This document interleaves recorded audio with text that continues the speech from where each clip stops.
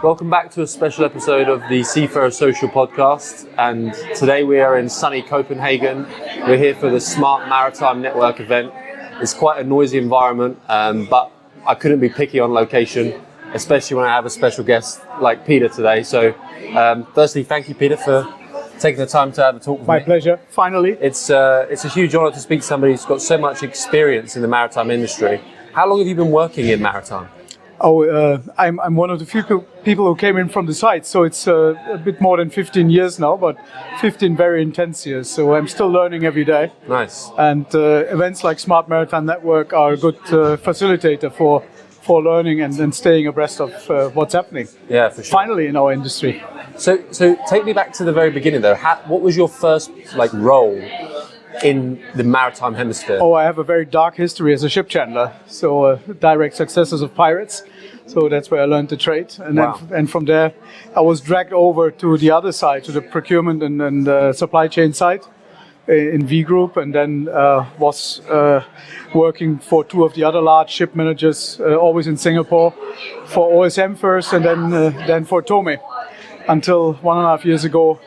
I finally had the balls with 59 years to decide to stand on my own and facilitate solutions around problem statements in the industry, also with a zest for certain things around sustainability and especially crew.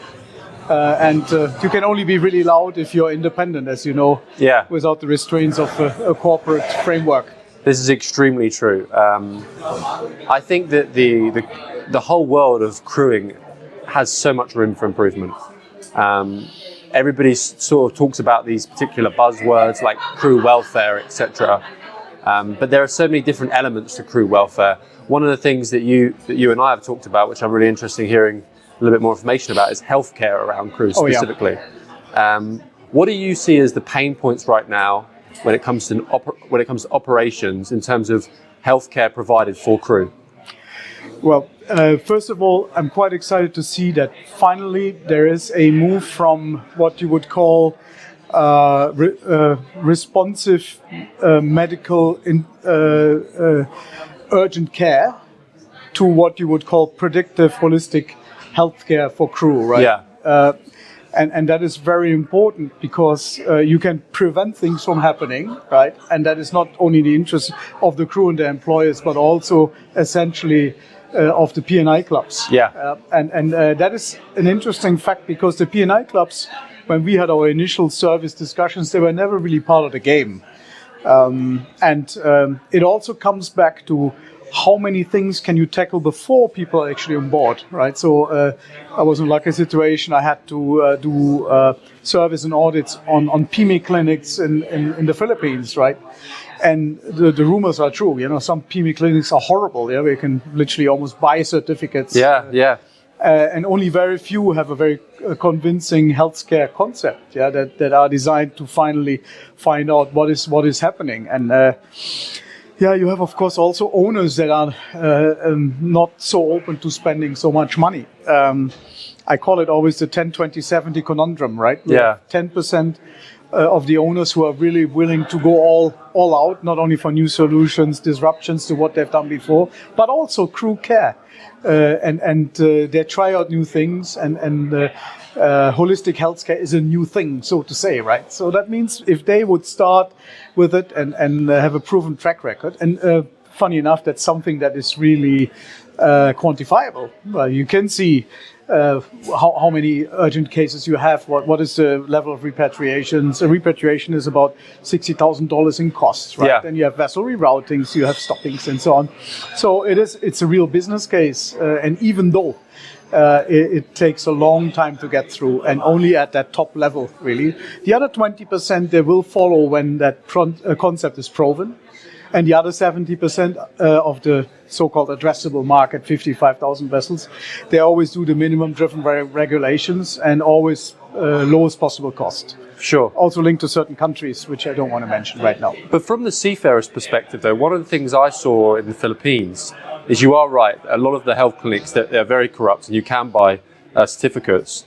But it's within the seafarers' interest that they do come across as healthy because they want to work, right? Yes. I mean, you probably heard of a place in the Philippines called Luneta Park, and there is a corner there called Seafarers Corner, and that is pretty much every day full of seafarers who are angry they can't get roles. They're trying to hand out their CVs, and most of them is because they failed some sort of health test. Now, yes. I understand from the shipping perspective, they need a healthy crew on board. That's yes. so important. Yes. But how do you think as an industry we can help those seafarers, firstly, that can't get a job because of some level of poor health, but also, more importantly, make sure that we monitor those guys so that they don't somehow get on board? Well, you see, it's not only to not have them on board. You have, for example, just a good example, 70,000 seafarers with diabetes, right? So according to normal standards, that would fall through the grid and be lost. But a lot of them are a little bit older, very experienced, right? So in a creative environment, you would put them on a coastal trade where the vessel is on land every day. So that's a risk that everyone is willing to take. Right? Yeah. And it also needs the collaboration of an owner to not always feel that people will take advantage of them. So out of PIMI, for example, one of the surprising results is that 80% of the urgent cases on board are dental-related cases, right? But quite often the owners say, when somebody else, and crew is commoditized, that we know that, which is the biggest part of the problem, somebody comes to work for us and they only want to get their teeth beautified, right? Yeah. And I don't want to finance that, right? But on the other hand, 80% of the urgent cases around seafarers on board are dental problems, which definitely can be solved beforehand. Right? For sure. So it's only one of many examples. But if we talk holistic, it's also not only the reactive emergency care, and there's a lot of areas that need to be addressed. For example, the definition of the medical chest is 30 years old, right? And only some of the Scandinavian flags have a little bit more of a comprehensive package, right? But check with the seafarer. Every seafarer has his own stash of medicines with him, because they feel they're not properly looked after. Yeah. If something happens, right? And most of them on their mobile phone nowadays, they actually have access to their private doctor, and they pay eventually by themselves. And the owners lean back and say, I'm using this free of charge service for both physical health and mental health. Yeah, and some people in the call center in India eventually pick up. Yeah. But whether that solves a problem of somebody who's in distress, physically or mentally, I doubt it. I totally agree. I also think the investment in adequate medical training for the crew as well is a very important subject. Yes, and also particularly the captain, because it's mostly his responsibility. And let's face it, with the disruptive element of better connectivity, 25% of the vessels have already Starlink on board. That means and a lot of them have at least VSAT, so it means you do have different ways to communicate. In the past, of course, it was by phone or by emails and so on. But now you have a camera, you can see, somebody can help, assist.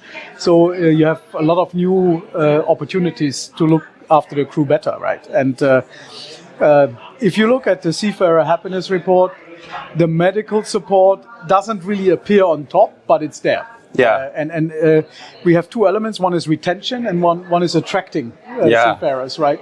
So it depends really on the company as well, how well they look after their people. And I was always a strong fighter for that holistic part, right? And also when people are in distress, quite often they want to communicate in their own language, for example, right? Especially when you come to physical psychological issues. Yeah, totally agree.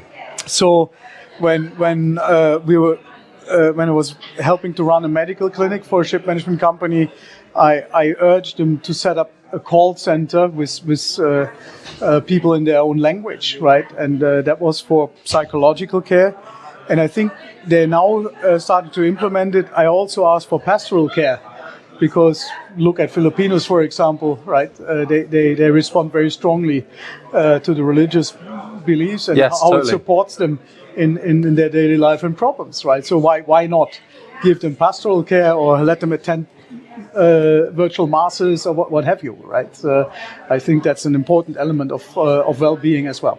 What's your opinion on everybody's talking about connectivity, and what I heard a lot of people talk about over the last couple of days here is that we're worried that the more connectivity seafarers have, they're going to spend more times in their cabins, they're going to be isolated, and this could worsen their mental health, etc. What's your opinion of this? Yeah, well, this is a fact.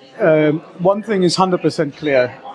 You cannot go back on connectivity. Right? Yeah. It is just a simple mere fact that in the future, even those 12% of vessels that do not have internet for crew at all, they will have a real problem to get people. I actually signed a petition that connectivity is a human right. Human right, I totally agree. It is. And I find it ridiculous. We have to bring life at sea very close to life on land, you know. And 70% of the connectivity is used to communicate with friends and families. That is all fine and good, but in principle, why is a worker at sea to be treated in a different way than a worker in an office? They also have a responsibility to rest. Yeah. So in principle, this is not a kindergarten, right? And that is also a captain's responsibility. If he sees that somebody is constantly tired or not attentive or has a propensity to have an accident because of that, then he has to take measures. But you cannot say that we cannot give you connectivity because you will look at the internet all night and look at TikTok. That is simply not how we can deal with responsible people. Yeah, I mean, my argument is there should always be policies that each party should respect, and things should be done at a certain standard. But I think even the concept of shipping companies having the ability to turn on internet and turn it off like a tap, like running water, it's awful. You know. Yeah, you see, and I think there's other ways to mitigate that, and I'm working on some alternatives, for example, with Front M, where we are having live streaming TV events on board. Yeah. So people would not disappear in the bunk after dinner, and you keep them together in the mess room, and you watch a sports event or a good movie together. Or you have also for people who travel through problem areas, you have constant BBC live streaming news, which gives them a whole degree of comfort, right? And we can see that these programs also combined with physical activities or games, even if it's only a table tennis or a darts tournament, people come together. People are social elements. They want this. And that really makes me quite often very angry that we think we're dealing with kindergarten situations, right? That these are mature adults who just want to have a social life as much as a family life, but they also need to rest. So in that sense, I think connectivity and read the Seafarers Happiness Index is one of my favorite tools. And it says that by far, connectivity is the biggest factor for retention for seafarers. Right? And only number 2 is the adherence to shore leave and contract durations. So then you can really see people want to have a life that's self-determined with a fair degree of freedom. And the biggest fear seafarers have is that even when they come ashore, at any given time, they could be given the call up and say, "We're so sorry, such and such is sick, we need you on board now." And they're scared to say no, because if they say no, they might not get the call up again. And that's a big problem. That is true. So everybody talks about how to retain and attract seafarers. So connectivity is just a given.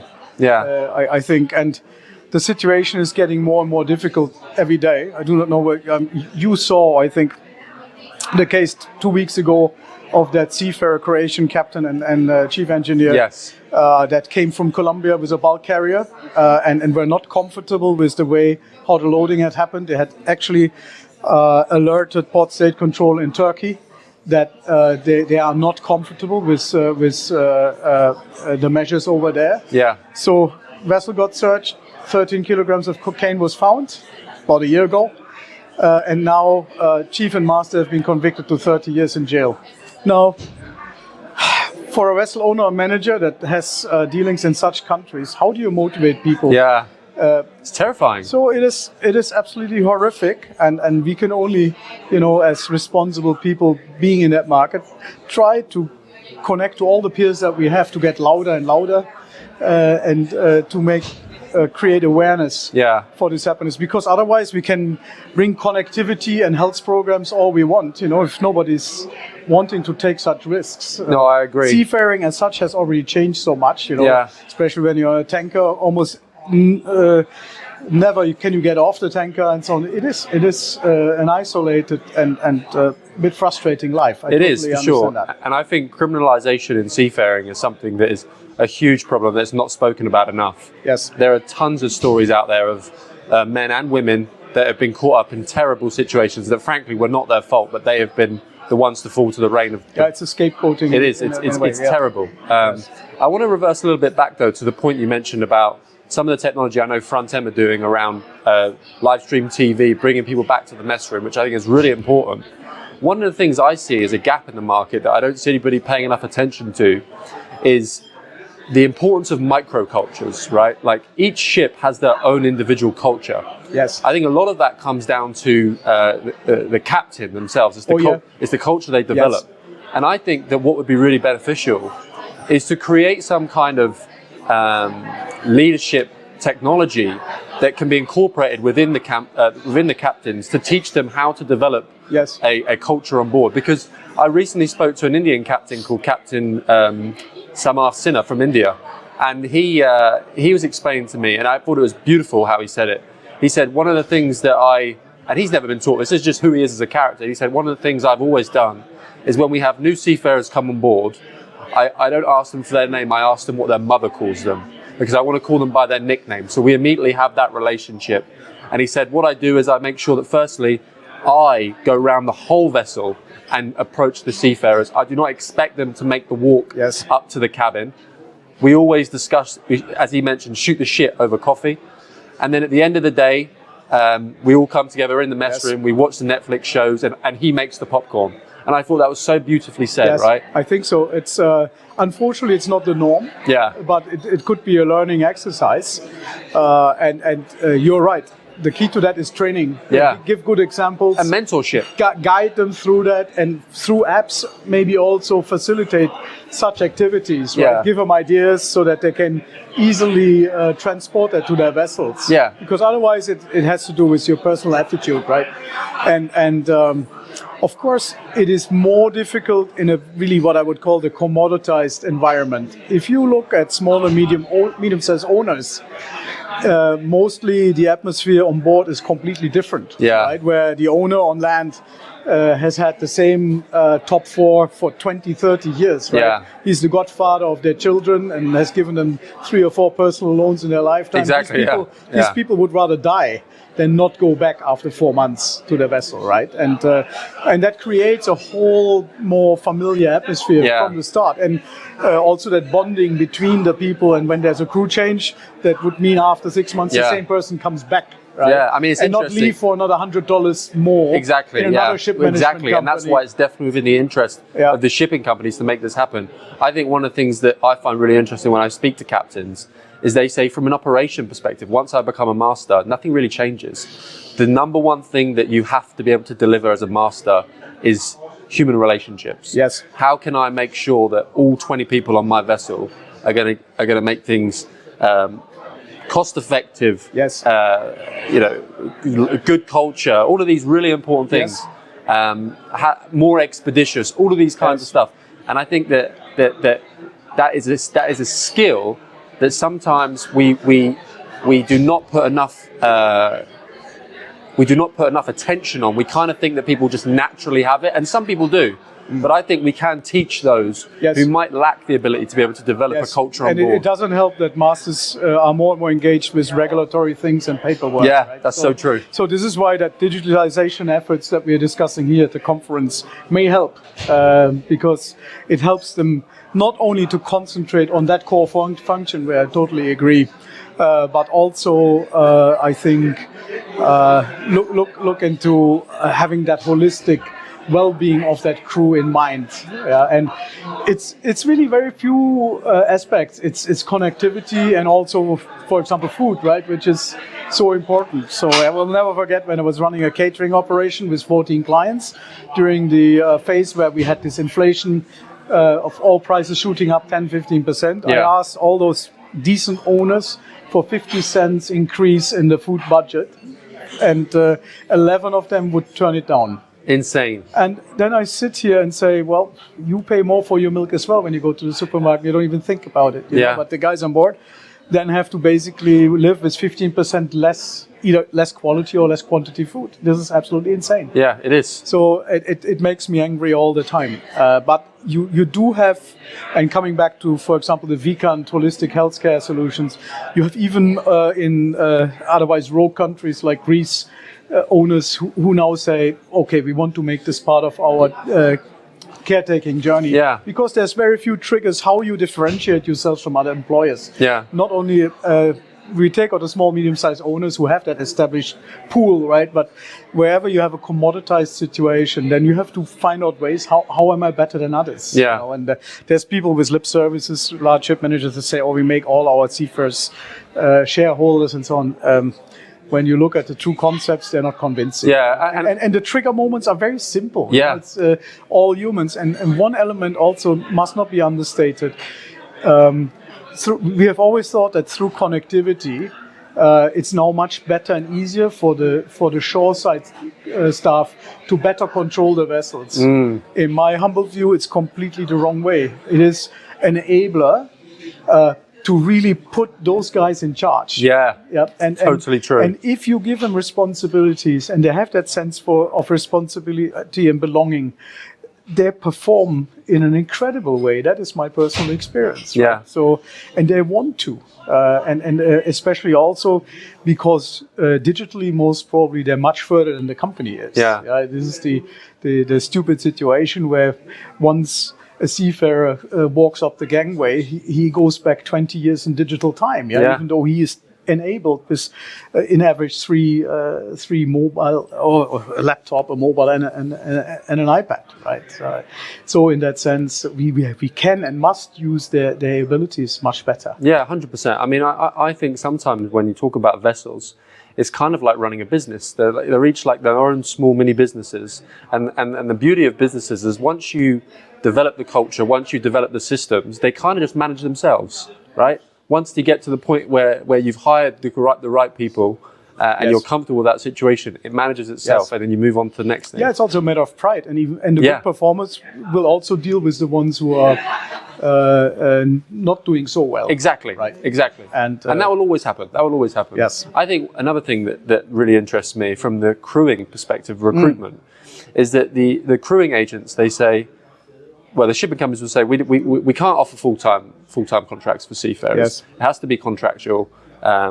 This reason, so on and so forth. But when they're hiring, they don't like hiring seafarers that show a track record of jumping sideways a lot. They want a seafarer who stayed to the same company for X amount of years, but has no security whatsoever with them. Yeah, that is part of the madness of that system, and is also until this point, and maybe also one of the points for digital developments to prove true sea time is all very, very complicated. Yeah, or to verify certificates for seafarers, especially in certain countries. Right. Yeah. So I think these are really areas where advancements can still be made. I agree, but also look at shore-based work life. Right, I read a statistic just the other day saying that the average worker in between the ages of 18 to 30 only stays at a company for 3 years now. People are. That's the nature of employment nowadays. We move sideways to stay competitive. It's a generational issue as well. Yeah, it is a generational issue. Gen Z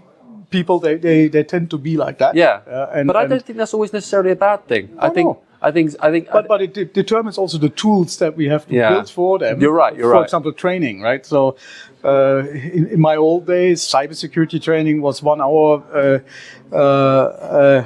ticking boxes and choosing, and horribly boring, almost falling asleep. Yeah. But these are security-related issues, safety-related issues.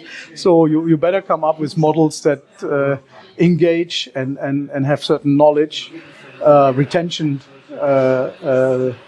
improvements. Yeah. So I think one of the problems I've seen in maritime in my short 2-3 years is that quite often when maritime comes up against problems, it's like that. It's like we complain about the problems instead of being open-minded and moving with the times. I think that's so important, right? Every industry needs to move with the times instead of complaining about change. Listen to change and then create a strategy around that change to fit into that market. True. One of the issues, of course, is that there's always that very strong monetary focus, and maybe some of those solutions that are being offered. There's no shortage of solutions. There's a shortage of takers that want to pay for solutions. They all would agree that it's nice to have, right? Yeah. But then when it comes to paying the bill, the excitement is limited. Yeah. Right? But I think it's also a bit of the obligation of the service provider to have a more clear value proposition. Yeah, that true. doesn't always have to be monetary, but it's, of course it's helpful if it is. Yeah. Yeah. I mean, I have seen... One, sorry to interrupt, but Please. one big new driver that is still a bit underestimated is the necessity for large companies to write ESG reports. And they're quite good at technical things, but when you come to the S, quite often they're quite helpless. Yeah. So if and that is a good chance for also medical care, psychological care. If you can, as a service provider, also internally in the company being responsible for crew, if you can create copy and paste models of good governance that you can put into your ESG report, all of a sudden you will get your approvals. Yeah. Because they need measurable and quantifiable projects and tasks that they can put into their report and compare year on year. For sure. That's a really That's an interesting opportunity. Yeah, that's a really interesting perspective. Final thing I wanted to talk to you about in regards to that S of ESG, and I don't know if this is something that you've given much thought. Social media. This is something I've spoke to you about a little bit. Social media. I mean, I'm sure that I know that you have a child. Social media is everywhere nowadays. Yes. And to think that this doesn't play a role in the next generation of the labour market of seafarers is just silly. Everybody's on social media nowadays. And a tool which is also not used enough, right? If you want to communicate with them, speak on their channels, don't create new channels. Yeah, exactly. So that is... and one of the things I find with shipping is, I think a lot of people come into shipping because they see so much opportunity, because frankly, shipping is slightly behind when it comes to innovation technology. And what people do is they say, well, there's this particular element that's worked really well in aviation. Why don't we see if we can pitch it to the shipping world? Social media has literally been applied in every single other industry in the world, but shipping is only starting to now ramp up. What's your opinions of social media, and how do you think as a shipping company they can benefit from creating social media strategies around their crew specifically? I think it's pretty simple and straightforward. There will always be social media. You can have media training for your crew in terms of what happens if there's an emergency or like an oil spill, something like that. But I think you must simply come to a situation where you do not perceive it as a threat, but in turn perceive it as an opportunity. Yeah. To do one thing that shipping does not do, talk about the good things that are there in this industry. Yeah. The wonderful role in the global supply chain, also the elements of efforts that shipping companies are doing to reach 2050 targets. And not just that, I say sometimes seafaring is like the last true adventure of the world. It is. Everything else is predictable. Everything else is totally. predictable. I totally agree. So do good things and talk about them, right? And give the seafarers probably platforms to engage with, and tell positive stories, post beautiful pictures, have competitions around that, and the number of submissions, if you have $100 competition for your vessels, you'd be surprised. Yeah, 100%. Hundreds of pictures. This is what bugs me so much, is just how cost effective it is as well. It's so cheap. Yeah, or give them a price and increase. If a vessel wins, increase the victualling budget by $1 for a month, and reward the whole crew. It is quite funky, Or also help the seafarers to feel better by themselves by contributing to a good thing. For example, I've been an ambassador for IC for a couple of years, which is basically a geofencing exercise. It is an app that seafarers download to their mobile phones. If they see plastic garbage floating in the sea, it will be sent back to the cloud, anonymized, and then it is being treated by a group of marine scientists, and they try to trace back the streaming effects and what mostly are the land-based sources, rivers and so on, where this plastic comes from, right? And then it's handed over to land-based cleaning organizations and so on, which is a total feel good. Totally. So a small, tiny contribution with a large costs effect. literally nothing. Yeah, you know, yeah. and it is a guarantor for the livelihood of those. And I think it's important for people. Seafarers want to do good. They want to do good. They feel absolutely good about it, right? 100%. Yeah. So this is only one of the examples. Peter, I've really enjoyed speaking to you. Thank you for taking the time. Wonderful. Is there anything you want to add in terms of anything you're excited to see in the future in terms of digitization and any hopes and prospects you have for the future? Well, I'm so clear that connectivity is a given, and now we have to see what do we do with this connectivity, not only for the OT side, but really use it for the crew and their well-being, right? And there is a lot of problems on board. We haven't spoken much about mental health.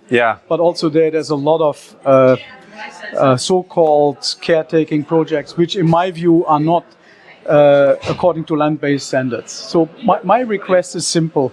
We have to create an office at sea, which has simply the same caretaking functions that you also have for your employees in your shore office. There's no doubt about it. And it will cost a little bit more. And the companies that do not realize that they have to spend that, I think they'll be left behind in the end. Or I hope so, at least. Yeah, I agree. And I will try to help. I agree. Likewise. Thank you so much, Peter. Good talking to you.